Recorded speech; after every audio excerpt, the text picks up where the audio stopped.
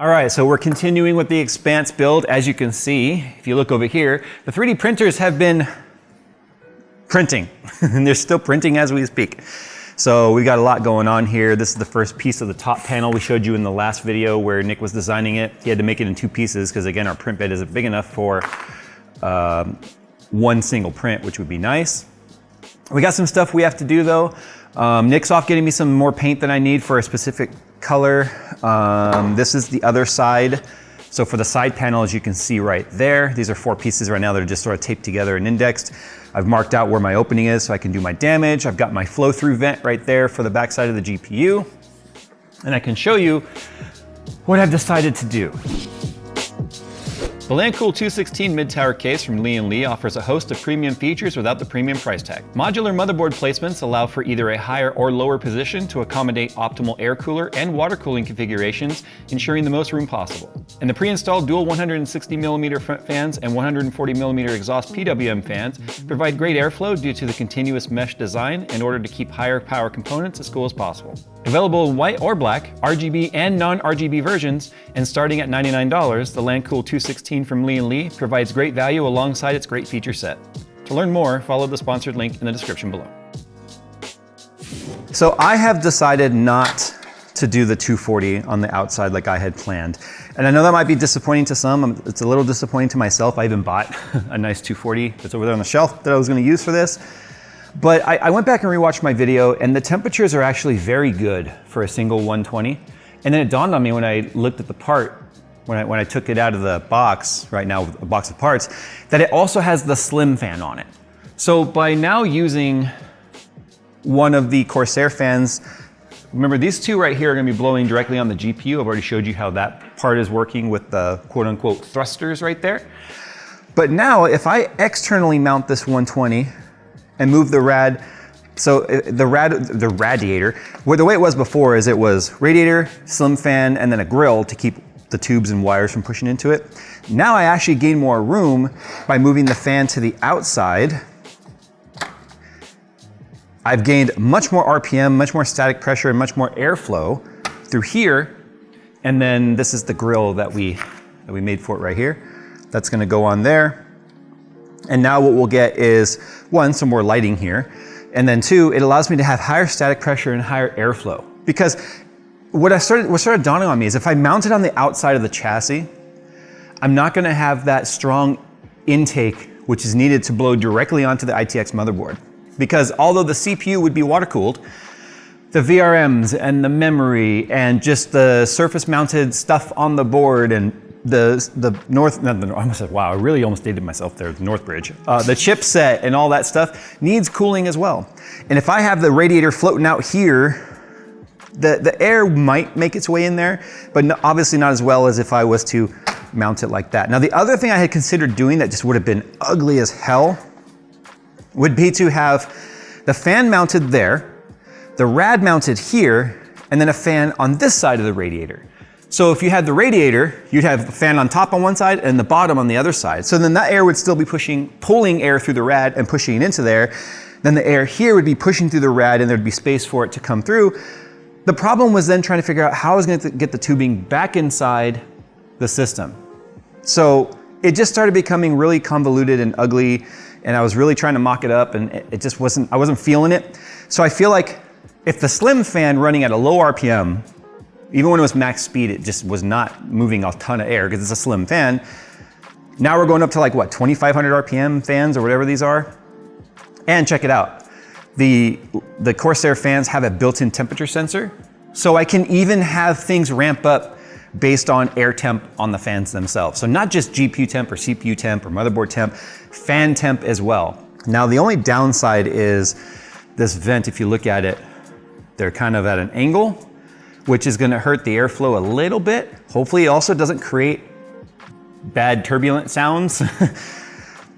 If we have to come up with spacers, or if I have to have Nick print a ring that spaces it off slightly, I will, but that's an easy fix after the fact. I can still move forward. And we're not done printing. I mean, the top panel still hasn't finished being printed. I gotta figure out what I'm gonna do at the front. We'll probably have some greeble panels here, very smooth. We're gonna have the Jason Nante logo here. We have to get more template material for our Cricut. I'm gonna probably cover up the Falcon. I haven't decided how yet, probably with a greeble panel. We'll figure that out. Anyway, I have to do the damage on this side, and then I have to basically figure out the paint scheme. I was just gonna go plain like Battleship Gray with black accents here and there. But it dawned on me after looking at photos of the Rocinante from the Expanse, I forgot that it was like gray and red when it was the MCRN ship, or at least it was a gunship for the MCRN. I forgot it was gray and, or like black and red actually. And then it was when they disguised it to look like a gas freighter that they went like all solid gray with some orange accents. So I gotta just sort of come up with a theme, like a color theme. But first things first, this is a spare panel right here that I'm gonna spray real quick. And the spray paint that I use, like the Tamiya stuff, even though I was using the Krylon and the other stuff, I switched to Tamiya because I'm like, I don't know why I'm trying to use Krylon paint when I should be using modeling paint for this, which is much better acrylic paint, dries super fast. I wanna see how my panel liner works in here.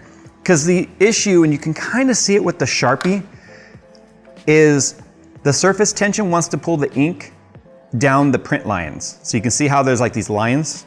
That's because the ink goes in and then it spreads. I don't want the panel liner doing that. I want it to stay with where I put it. So this is what happens when it's not painted. I want to paint it now and see what happens when it's painted. It should stick to the paint and not go down the lines. So this is actually a present my wife got me a couple Christmases ago. I'm finally getting to hook it up and use it. This is, remember I like to do my model painting and stuff. Ideally this would be plumbed to outside, but I mean, we have such a big space that we're just trying to get the fumes out of our face, but at least most of it will be caught right here in the filter. Yeah, but ideally this would be going to outside. It's better than our alternative, which was me spraying on cardboard and just having a door open with a fan while you're still getting high in here. So this should help. It really should. Anyway. Okay, that should dry in no time. Remember my idea was that damage went into, so the little riser piece there, damage went into the quote unquote core reactor and caused a chain reaction where something blew out the side of the ship. So the first things first is I have to do that damage. Now, whoops, it's gonna be here because I chopped off remember I had bent this metal all up and I was gonna do practical damage, which was to the metal panel, but 3D printing obviously allows me to get so much more detail, right? I still wanna do the neoprene layers underneath where it looks like layers of hull blew out. Because there would be, these are panels that would be like on the outer layer of like, so you have your inner hull and then outer hull and panel armor or whatever. So I'm gonna have to assume there's gonna be layers of stuff sort of exposed, kind of like I did with this guy. So you can see how I have layers of stuff there. And I still have to add the wiring and whatnot because I want the wiring to be exposed. If something goes wrong, really wrong, because it's all gonna be contained within this one panel, we can just reprint the panel. So that's the nice thing about doing it on 3D printing like this, is you have a lot of attempts at it. But I don't want a giant gaping hole, but I want some sort of big damage. Like the inlet holes, like the puncture holes look cool, but I think the exit holes could be cool too. There we go.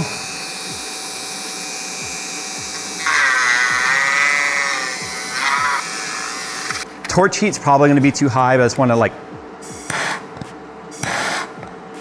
see, it's already warping the panel. Now I'll be able to glue it back down. That's not a problem. If I heat this side now, see, it just warped back the other way instantly. This is gonna be too hot, it really is. However, it's starting to already open up. Look at that. That's how soft it is. But you see what's happening here, right? So,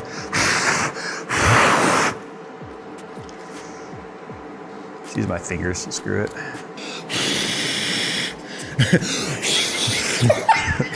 Okay, so that's not bad for a starter. And look, I was able to reheat it flat. So what I did was I just went on the whole panel and then went, and now it's flat again. Okay, so if we compared the image with the Battle of Jutland damage, as I mentioned earlier, you can see, even though that was technically where the shell went in, you can see the metal panel is like ripped out, right? And that was a projectile. That wasn't even really, I mean, it did explode, but it didn't explode there. It exploded farther in the ship. Like literally it exploded in like the captain's quarters. But the cat's not where the captain is during battles, so don't worry about that. Anyway, this now looks very believable to me. And what I'm gonna have to do is very similar to all the little fragmentation damage right there. I think that's what I'll do next, is I'm gonna have to now, like maybe with this guy here, I'll use the small screwdrivers and stuff. I think I should have some other smaller like stuff coming through on the backside.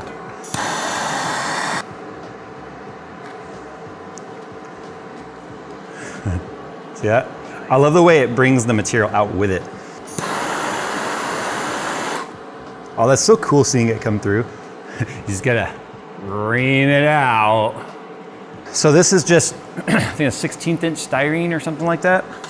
Or maybe 1 mil, whatever it is. So now I'm gonna use this as a backing to create an inner layer now that I can also poke through. So I'm gonna make this just a little bit smaller. I also have to cut this down to size real quick. So cutting styrene is really, really easy. Just one nice score, and then boop. It's really easy to work with this stuff. I only know about this stuff because I've watched enough of Adam Savage's videos to know that styrene is how he builds like all his models from scratch, which is crazy. And just like I did with that, I got to create something to have it open up on. Now the styrene, in this one here, I'm going to make a whole bunch of, more like a star pattern. So the styrene is going to actually turn black because of the fuel, so that's going to help too.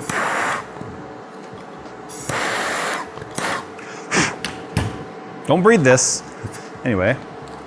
So I'm gonna be also, believe it or not, airbrushing and spray painting the backplate of the GPU to add into the effect. And I'm gonna have an LED light behind it that's gonna be flickering and sparking to make this look like actual damage. But now you can see multiple layers there. So I'm just gonna be CA gluing or Gorilla gluing or super gluing or whatever brand you wanna use of glue to the PLA. That's a lot of glue. That ain't going nowhere. Just don't glue my fingers to it. Okay. It's everywhere. Everything is fine.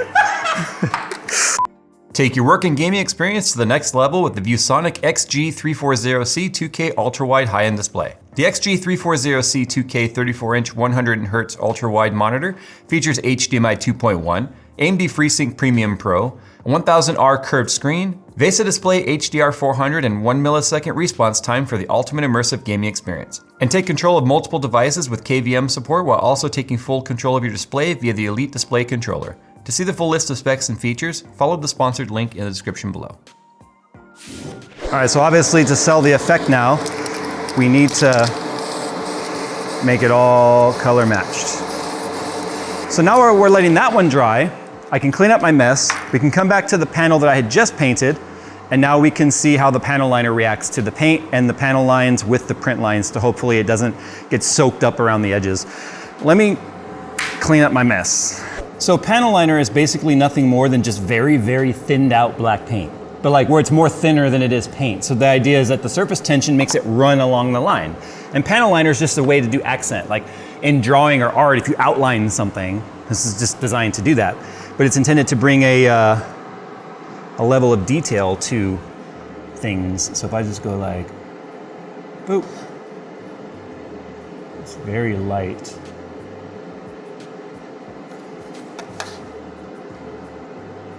Oops, that was very dark. Now I also brought these. These work very, very well for after you do the panel liner, you want to sort of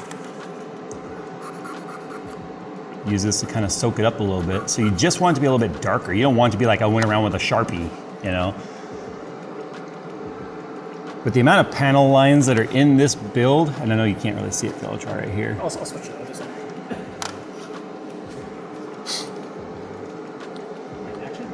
With the amount of panel lines that are in this build, this would be a very, very long job. However, I think this is the type of stuff that will really sell it and make it look better. But I'm not entirely sure that I want to do this with panel liner. I might just do this with my airbrush. Only because, like I was afraid of, it's not running down the line. Use a bigger glob here and see what happens. Just, there it goes. I guess I just have to use more. Like it has to be a that's lot. crazy. It's like oh, well, here's the nice thing about panel liner, right? nice. Now it made that panel really dirty. Now you're also not supposed to leave the panel liner on. You're supposed to blend it in like this. It's very, very subtle. You can see how it almost can be used as like grime and dirt. I don't think I'm gonna panel line individual panel lines with this. I might use it in an aspect of creating dirty areas, but that's gonna be a lot of work for very little payoff. So I think I'm gonna end up just relying on my airbrush more. Those pieces are drying. I need to put these pieces together, tape them on the back side so that I can then come up with the paint scheme I'm gonna do, because it's not gonna be just plain Battleship gray, if you will. All right, so I'm gonna apologize for the fan noise now, because we got 2 fans going in here. We did open the outdoor, or the door to the outside to vent it, because we were all getting headaches and stuff. So obviously we were not venting it well enough. Anyway, I've now masked this off. I'm gonna do a 2-tone paint job. This is the Tamiya masking tape. It's extremely thin, very sharp edge. It tears away very nicely, so it cuts the paint as it comes off. I don't need this yet, but this is also a flexible tape. So if I wanted to do like a round thing, I could. This is the same paint I used as the underpaint for the Destiny 2 build. Remember when I did the chipping technique with the spray, or not the spray paint, but the hairspray and stuff? This was the paint for under that. The JC is not going to have a whole lot of like weathering damage. There'll be some discoloration and stuff, but I'm not trying to lean into that whole like rusting and stuff. So hopefully this turns out okay. If it doesn't, then it doesn't. See, it already looks like a metallic-y metal. Metallic-y metal. You know what I mean? Look, it's been a crazy day, okay? All right, so that steel metallic paint is now done. Look at that. I like the way the 2-tone looks. It's starting to look spaceshipy. So Nick is delivering the other top piece. And this, as you can see, allows us to have access to, ooh, that's pretty close, Nick. It's like right on the edges. And it shows one of the vents right there, but that's okay. So now, I've been dying to do some airbrushing. So this is going to really scratch a creative itch. Some say that might be jock itch, but either way, I'm scratching something. All right, so here it is on the side panel. I haven't adhesived it yet. I want to test something real quick. I think I want to go ahead and stick this on there now so that I'm not handling it too much once I start doing the painting. But I had this idea of using, and I think it'll work, carpet tape. Yeah, carpet tape, right? I was just as surprised as you at the idea of using this. However, let me get something to cut it with. So put this right. The tape is not coming off, which is good. I think I'm also using way more tape than I need, to be honest, but I think it'll be okay. That's never coming off. Okay. I think it's lined up okay. Let's make sure I can still get the fan in there. Okay, cool. So that means now when I'm airbrushing it, I can have it attached to the case just so it's like standing up and whatnot. So before I start painting anything, I want to do the wires coming through here. So I've got it's not a bad power supply, it's just an old 500 watt that we just don't use or need anymore. I am going to be basically commandeering the 24 pin cables off of it. Urgh. So I'll just be kind of ripping some of these cables right now and then hot gluing them on the backside. How to not strip wires. Yeah, this is definitely how not to 101. All right, we're now getting to the fun parts. I'll deal with like spray painting the greebles or hand painting them later. I want to deal with the damage right now. So this is important for any airbrush setup. This is one, a holder, and then two, it's a place you can spray to get some of the, so typically people will just mix and spray and then they get globs that come out and stuff. This is a nice canister that's also filtered that allows you to spray out what's excess or get the spray started so you can get it nice and mixed in the bowl here. And anyway, you have to also thin your paints. Now typically 1:1 is what you need, but I sort of mix a little bit thicker than what most people do, and that's just because of the fact that I like the paint to really coat nicely on the very first. Can I have the blue towels too? I like to have the paint coat nicely on its first pour. So this makes it easier to just pour it and have the surface tension get where it needs to go. So this way you don't get paint and stuff, and then you can mix it like this too.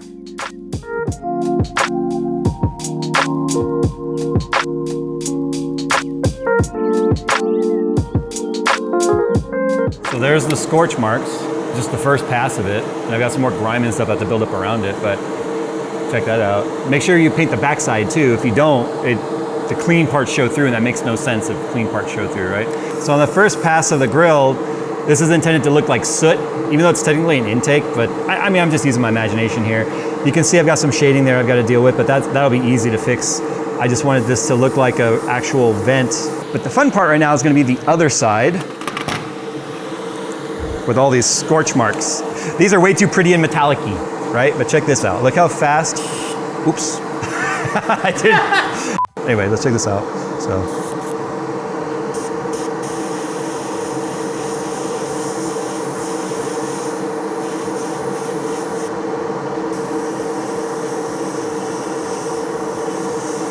For anyone that's never used the airbrush before, you push down to give it airflow, but you pull back to control how much flow. So down is just to activate the air, and then back is how much flow makes it. So think of like in Photoshop, you have the flow slider. So that's how much flow, and then the pattern is based on your distance from the object. So there's a lot to regulate when you first start airbrushing if you've never actually airbrushed. So for me to do this and stay within the areas that I want, this is obviously 100% experience, especially with a lot of the small models that I've done.